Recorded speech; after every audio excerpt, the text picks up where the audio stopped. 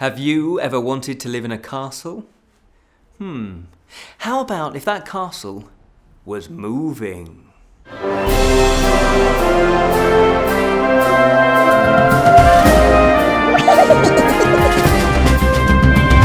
Hello and welcome to the Bottled Imp, exploring the realms of fantasy.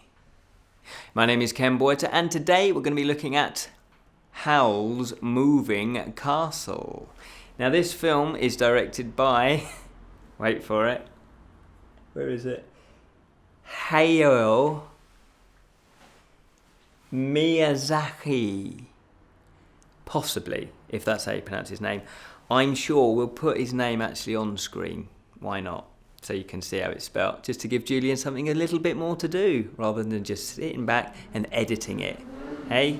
Anyway, let's crack on. Now, this came out in 2004, and I remember it coming out at the cinema and being put off by it. I wasn't attracted to it for some reason. I think it's because I thought it was a manga. I've never really looked at manga yet. That's something that I should explore. And there's a lesson to be learned here. Never necessarily judge a book by its cover, or indeed a DVD cover. It's also based on a British writer's work.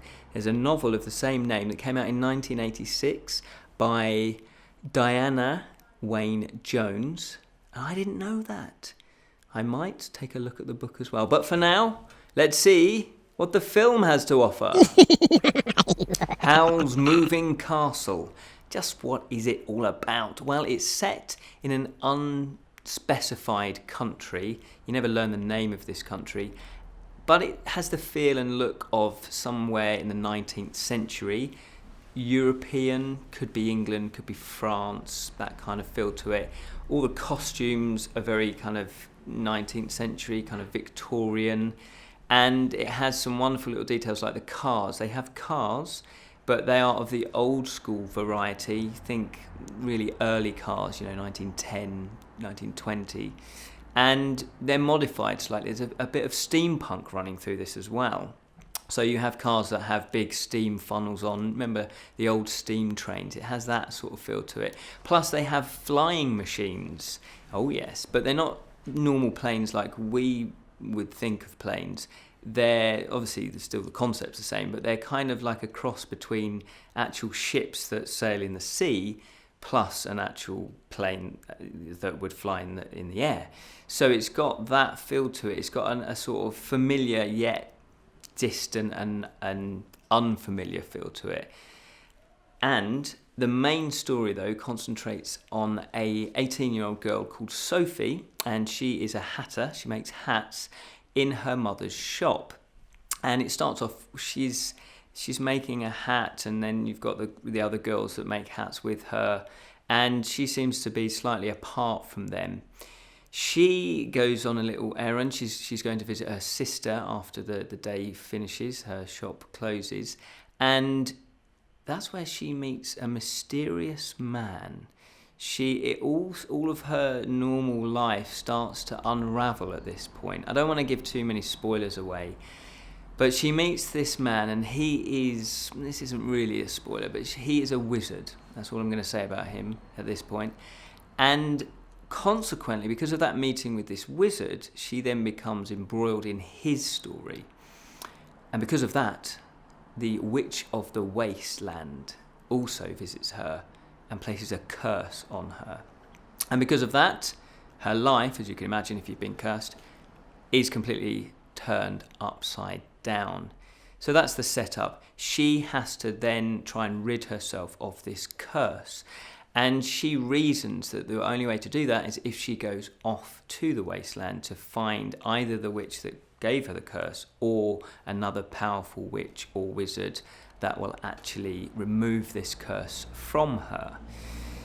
Now, the themes in this film there's quite a lot, and they all seem to dovetail nicely into each other.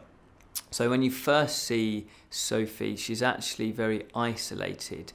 She's liked, but she's still a bit of an outsider. Plus, this mysterious man, who happens to be called Howl, of the title of the film, he is a wizard But he's got his own type of isolation as well. So that's what they share in common.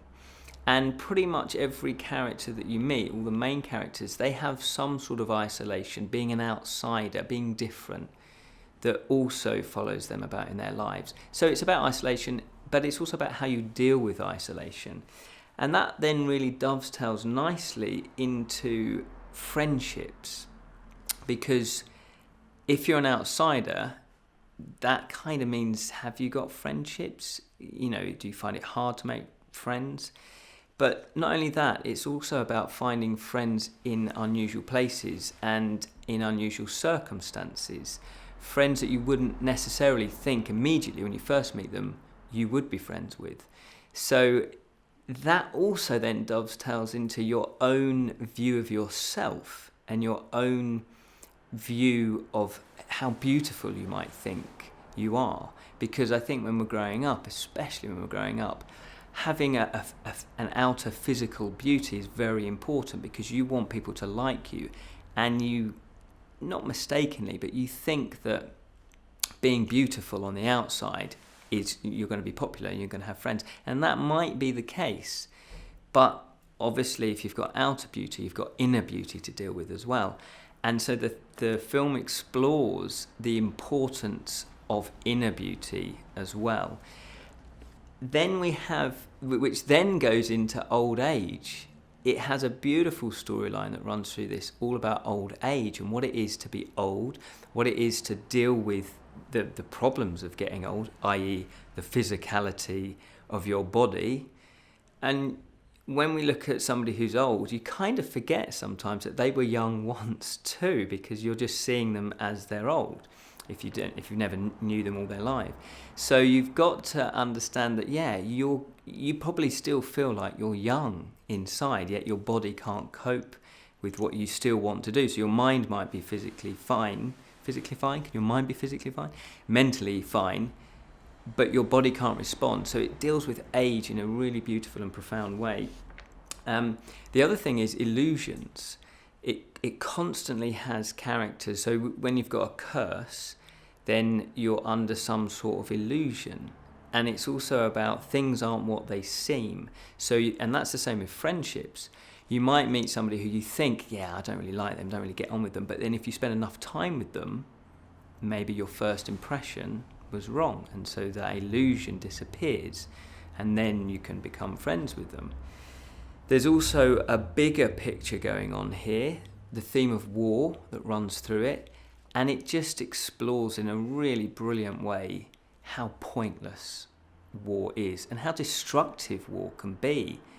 And normally it's destructive for no reason whatsoever. Who in their right mind would want a whole country to go to war and actually destroy people's lives?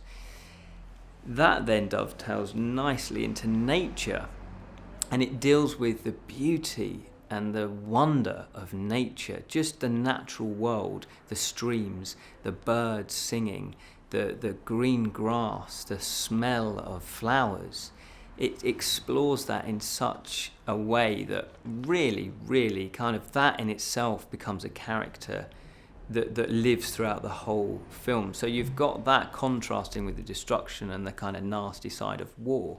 Now, all of these themes, they are dealt with so beautifully.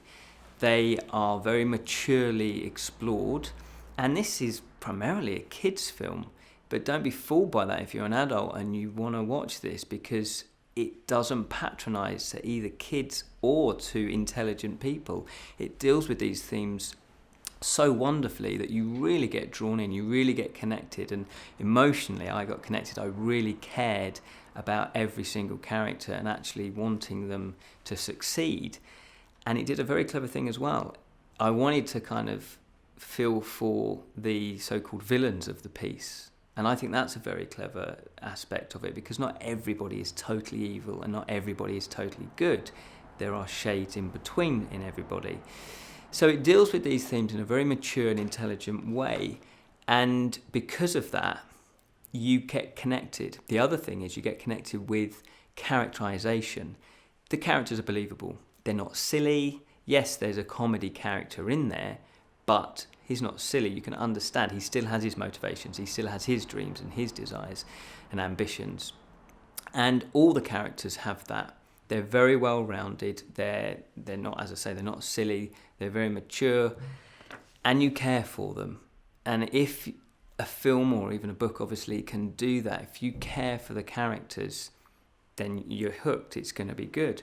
The production values are excellent. The illustrations are beautiful. I haven't checked this out. I'm pretty sure it's all hand drawn, and it just has that real quality, that alive quality that sometimes CGI just can't give you. Absolutely stunning visually. The music complements this film wonderfully. And something that's really surprising in this, I really noticed the sound effects, even just a door creaking open, the rain when it started to rain, just was wonderful. And the way that the magic, some sort of, special effects when they had magic, wonderful. The production values are beautiful. The fantasy elements, yes, this film is soaked in fantasy right from the beginning. It starts off and you think, yeah, okay, this is kind of like 19th century Victorian, but it's much more than that. It starts to, literally within about 3 minutes, you're into the fantasy elements of it.